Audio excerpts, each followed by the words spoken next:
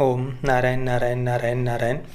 दोस्तों, अभी अभी मैं डिस्कवरी प्लस की सीक्रेट्स ऑफ सिनोली ये टीवी सीरीज देखकर यहाँ पर आकर बैठा हूँ। मुश्किल से 10 से 12 मिनट हुए होंगे मुझे ये सीरीज देखे हुए, और मैं देखते ही तुरंत वीडियो शूट करने के लिए आकर बैठा हूँ, क्योंकि मैं इतना ज़्यादा खुश हूँ, इतना ज़्यादा खुश हूँ इस सीरीज़ को देखने के बाद में कि मैं आपको शब्दों में बता नहीं सकता, शब्दों में मैं इसका वर्णन नहीं कर सकता। मैं बस इतना ही कहूँगा कि जो भी कम्युनिस्ट है या जो भी ऐसे हमारे देश के कई सारे ऐसे सो कॉल्ड इंटेलेक्चुअल्स है, सो कॉल्ड तथाकथित बुद्धिजीवी है, जो आज भी ब्रिटिशों की झूठी आर्यन इन्वेजन थ्योरी को फॉलो करते हैं, या ब्रिटिशों द्वारा लिखा गया झूठा इतिहास ही जो लोग आज भी हमारे देश में सच मानते हैं, ऐसे जो सो कॉल्ड इंटेलेक्चुअल्स है, तथाकथित बुद्धिजीवी है, कम्युनिस्ट है, वामपंथी है, उन सभी के मुंह पर ये सीरीज एक बहुत बहुत बहुत करारा तमाचा है।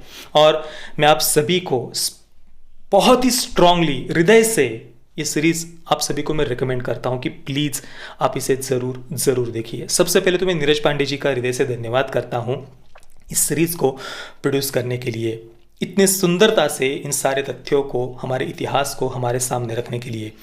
मनोज वाजपेयी जी इस सीरीज़ में होस्ट है, एंकर है। उनके साथ में आर्कियोलॉजिकल सर्वे ऑफ इंडिया के, भारतीय पुरातत्व विभाग के कई सारे जो पूर्व अधिकारी है, वैज्ञानिक है, उन्होंने इस शो के माध्यम से अपने अनुभवों को, अपने अभ्यास को जो उन्होंने सिनोली की साइट पर किया था, उसे हमारे साथ में इस सीरीज़ के माध्यम से शेयर किया है। ये इसे सीरीज़ कहने की अपेक्षा एक 55 मिनट की डॉक्यूमेंट्री कहना ज़्यादा उचित रहेगा। ऐसा कहा गया है कि ये सीज़न 1 है और इसमें 5 एपिसोड्स हैं, पर अगर आप डिस्कवरी प्लस पर इसे ओपन करेंगे तो केवल एक ही 55 मिनट का एक पूरी डॉक्यूमेंट्री फिल्म आपको देखने को मिलेगी। ऐसे 5 अलग अलग एपिसोड्स वहाँ पर नहीं दिखाए गए। शायद टीवी पर जब वे इस सीरीज़ को दिखाएंगे तो वहाँ पर 5 एपिसोड्स के हिसाब से जो एडवर्टाइजमेंट्स वगैरह बीच बीच में आती है, उनके हिसाब से उन्होंने 5 एपिसोड्स कहा होगा, शायद डिवाइड किया होगा 55 मिनट को 5 अलग अलग एपिसोड में। पर डिस्कवरी प्लस पर एक ही पूरी 55 मिनट की एक साथ में ये डॉक्यूमेंट्री आपको देखने को मिलेगी। अब देखिए, 2005 में सबसे पहले उत्तर प्रदेश के सिनोली गाँव के जो किसान हैं, वहाँ पर जब वे खेत में अपना खुदाई वगैरह कर रहे थे, हल वगैरह चला रहे थे, तो वहाँ पर उन्हें कुछ बहुत ही प्राचीन ऐसे अवशेष मिले, सोने के, तांबे के कुछ ऐसे प्राचीन आभूषण उन्हें वहाँ पर मिले। बाद में जब आर्कियोलॉजिकल सर्वे ऑफ इंडिया को इसके बारे में पता चला तो वे सब वहाँ पर आकर उन्होंने वहाँ पर अभ्यास शुरू किया 2005 में। पर उसके कुछ ही समय के अंदर उस जांच को बंद करवा दिया गया। उसके 13 वर्ष के बाद में 2018 में पुरातत्व विभाग को, आर्कियोलॉजिकल सर्वे ऑफ इंडिया को वहाँ पर अभ्यास करने की दोबारा परमिशन मिली 13 वर्ष के बाद में, 2018 में।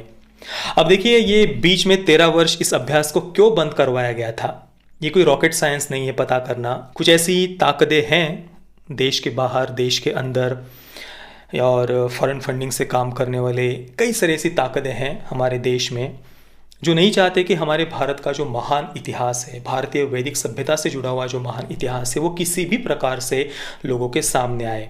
इसलिए जब भी ऐसी कोई बात सामने आती है हमारे इतिहास से, महान इतिहास से जुड़ी हुई, तुरंत उसको दबाने की कोशिश की जाती है, उसको झूठा साबित करने का हर संभव प्रयास किया जाता है।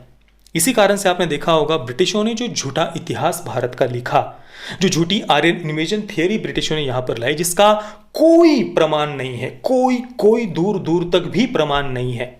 आप हमारे हजारों वर्ष पुराने मंदिर देख लीजिए, आज भी हमारे देश में कई सारे से हजारों सैकड़ों वर्ष पुराने मंदिर हैं।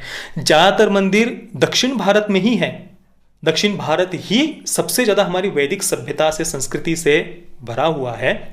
कई सारे महान संत, विद्वान जिन्होंने हमारी भारतीय सभ्यता का प्रचार प्रसार किया, वे दक्षिण भारत से ही आए हैं। पर फिर भी ब्रिटिशों ने एक झूठी आर्यन इन्वेजन थ्योरी यहाँ पर फैला दी, स्प्रेड कर दी, हमें उत्तर और दक्षिण में बांटने के लिए।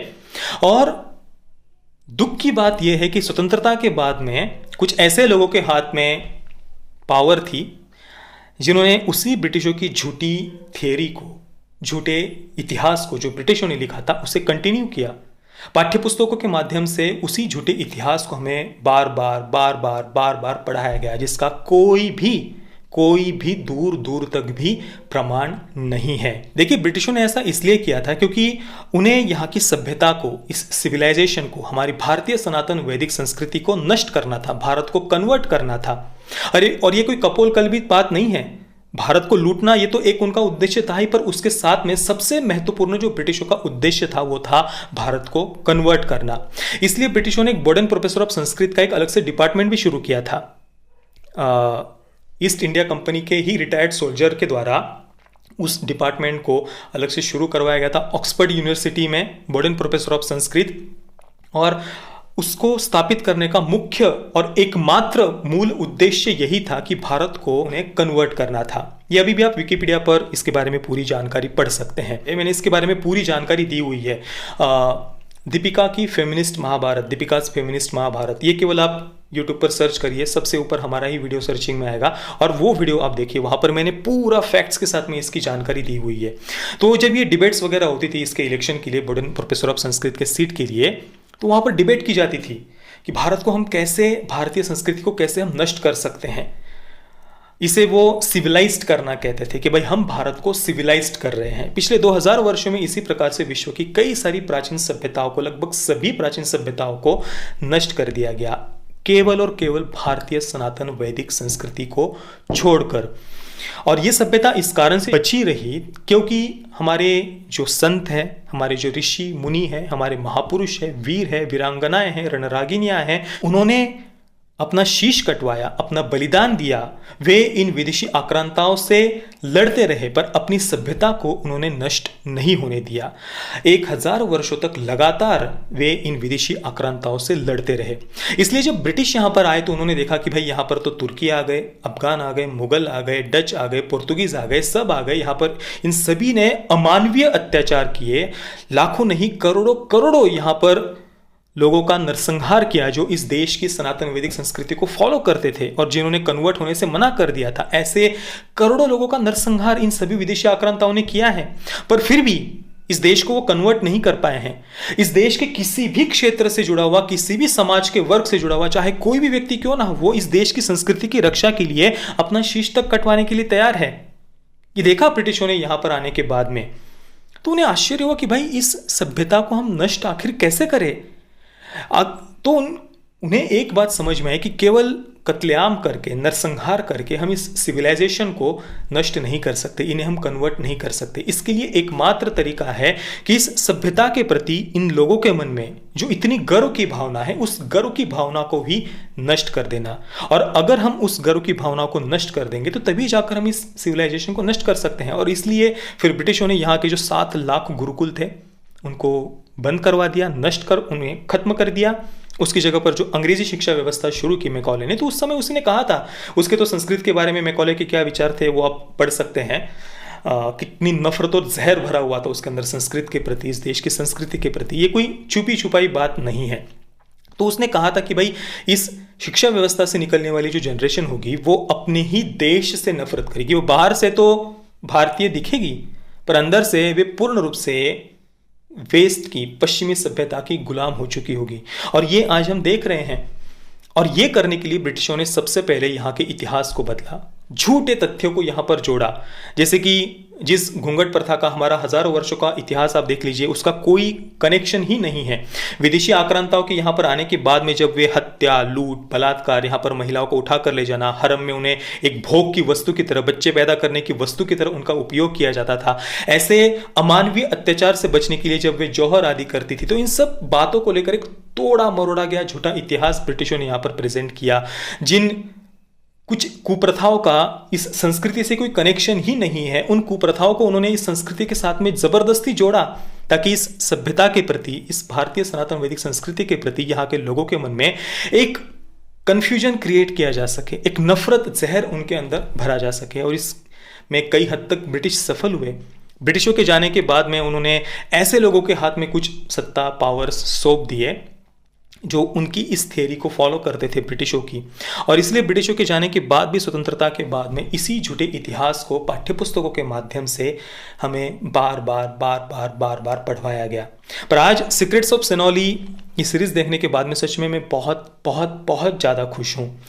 इसमें जो आर्कियोलॉजिकल सर्वे ऑफ इंडिया के जो पूर्व डायरेक्टर थे doctor D we Sharma ji, उन्होंने बहुत बढ़िया तरीके से इन बातों को एक्सप्लेन किया है। ऋग्वेद के, हमारे वेदों के कई सारे मंत्रों का भी उन्होंने संदर्भ दिया है, रेफरेंस दिया है कि जो अंत्येष्टि विधि है, बरियल जो रिचुअल्स होते हैं, जिनका ऋग्वेद में उल्लेख किया गया है उसके अनुसार यहाँ पर कैसे बरियल्स किए गए थे, किस प्रकार से ये अंत्येष्टि की जो रिचुअल्स थे उनको पार किया गया था, किस प्रकार से उनको फॉलो किया गया था, ये सब हमारे वेद मंत्रों के उदाहरण देकर, ऋग्वेद आदि के उदाहरण देकर, हमारे भारतीय संस्कृति के जो प्राचीन हैं उन उदाहरणों को देकर उन्होंने ये सारी बातें समझाई है।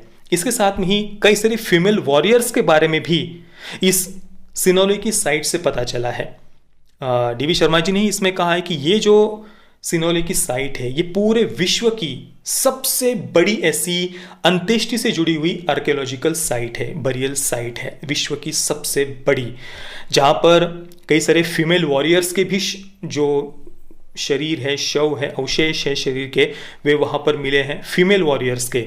और उनके जो अस्त्र शस्त्र है, जो तलवार है, धनुष है, बाण है, उनके जो आभूषण वगैरह है। इसके अलावा एक रथ भी वहाँ पर मिला है। उस रथ के जो पहिए हैं उसमें 3 अलग अलग प्रकार के लेयर्स है। उन अलग अलग प्रकार के लेयर्स के ऊपर कॉपर की पूरी जो डिज़ाइन है, ये इतनी एडवांस टेक्नोलॉजी 4 से 4,500 वर्ष पहले इस देश में थी। और ये कोई आश्चर्य की बात नहीं है। महाभारत जो आज हम पढ़ते हैं उसका इतिहास 5,500 वर्ष पुराना है महाभारत का, तो उसके 1000 वर्ष बाद की ये कुछ अवशेष यहाँ पर मिले हुए हैं। और दोस्तों केवल ये एक साइट नहीं, चाहे रामायण हो, महाभारत हो, उन ग्रंथों में जो ऐतिहासिक ग्रंथ हैं हमारे भारत के, उनमें आज भी भारत के जिन जिन स्थानों का, जिन जिन क्षेत्रों का वहाँ पर उन ग्रंथों में उल्लेख किया गया है, वे ऐतिहासिक स्थल आज भी हम हमारे देश में देख सकते हैं। और केवल यही नहीं, हमारे देश के जो सैकड़ों हजारों वर्ष पुराने प्राचीन मंदिर है, उनकी वास्तुकला को आप देख लीजिए। आज की इतनी एडवांस टेक्नोलॉजी होते हुए भी, इंजीनियरिंग की, फिर भी वैसी वास्तु आज भी हम उसका निर्माण नहीं कर सकते जैसा निर्माण हमारे पूर्वजों ने हजारों हजारों वर्ष पूर्व किया था। और इस देश के इतिहास से जुड़ा हुआ, चाहे हमारे किसी भी सांस्कृतिक धरोहर को आप लीजिए, जिन सांस्कृतिक धरोहरों को इन विदेशी आक्रांताओं ने तोड़ा, ऐसी हजारों नहीं लाखों लाखों सांस्कृतिक धरोहरों को इन विदेशी आक्रांताओं के द्वारा तोड़ा गया है। पर जो अवशेष आज इन सांस्कृतिक धरोहरों के बचे हुए हैं, उनका अभ्यास, किसी भी सांस्कृतिक धरोहर का आप अभ्यास कर लीजिए, ये जो झूठी आर्यन इन्वेजन थियरी है, ये कहीं पर टिकती ही नहीं है, जिसका उसका कोई प्रमाण ही नहीं है। पर उस झूठी आर्यन इन्वेजन थियरी को इस देश का कण कण चिल्ला चिल्ला कर, चीख चीख कर उसको खारिज करता है। इस देश का कण कण उस झूठी आर्यन इन्वेजन थियरी को चीख चीख कर, चिल्ला चिल्ला कर खारिज करता है। और इसीलिए दोस्तों ये बहुत ज्यादा आवश्यक है कि आज हम हमारे इस सही इतिहास को, सच्चे इतिहास को हमारी अगली जनरेशंस तक पहुंचाए। एक जो ये मानसिक गुलामी की भावना झूठे इतिहास के कारण हमारे अंदर बनी हुई है, इसको हम तोड़ दें।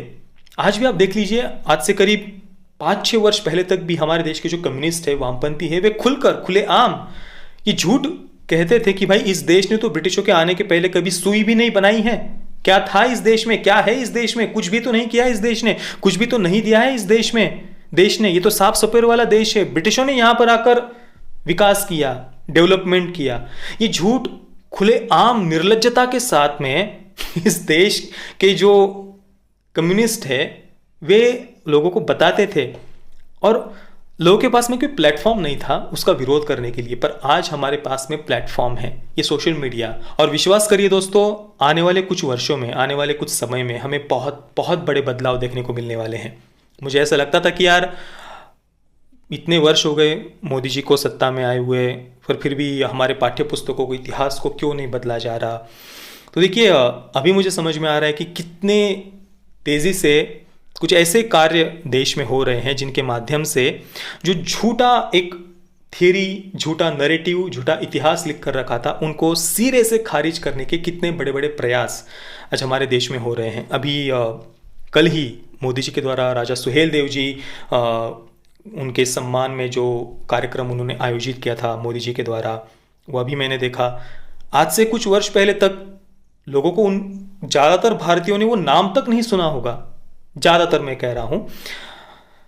पर आज हमें उस इतिहास के बारे में पता चल रहा है, उस इतिहास पर पुस्तकें लिखी जा रही है, उस इतिहास पर फिल्में बनाई जा रही है, बनने के कार्य आगे बढ़ रहा है। तो हमारा भी ये कर्तव्य बनता है कि जो सही बातें हैं, सही चीज़ें हैं, वो हम हमारी अगली जनरेशन तक, हमारे बच्चों तक पहुँचाए। वीडियो के अंत में मैं मनोज वाजपेयी जी का भी धन्यवाद करना चाहता हूँ कि उन्होंने इस शो को होस्ट किया।